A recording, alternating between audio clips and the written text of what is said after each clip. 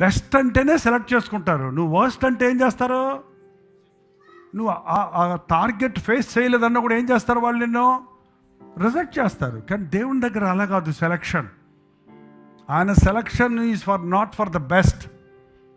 ఆయన వన్స్ ఈ సెలెక్ట్స్ అంతే. వాడు నువ్వు ఎట్టున్నావో ఆయనకు తెలుసు. ఏమైనా పర్వాలేదు, నీ బలహీనతలు ఉన్నా పర్వాలేదు, నువ్వు ఎలా ఉన్నా పర్వాలేదు, ఆయనకు కావలసిందంతా నీ సమర్పణ. దేవుడు చెయ్యలేనిది ఈ లోకంలో ఉంటుంది. ఏంటో చెప్పగలరా మీరు? ఆయనకు సమస్తం సాధ్యమే, కానీ ఒకటి సాధ్యం కాదు. ఏంటండి? ఆయన నీ హృదయంలోనికి నువ్వు రమ్మంటే కానీ రాడండి. నువ్వు అడిగితే కానీ ఆయన నీకు జవాబు ఇవ్వడు. ఎందుకంటే నిన్ను స్వతంత్రుడిగా చేశాడు, నిన్ను తోలుబొమ్మలా చేయలేదు. దేవుడు నీకు స్వతంత్రత ఇచ్చాడు కాబట్టి ఆ స్వతంత్రత తీస్తే నువ్వు బానిస అవుతావు.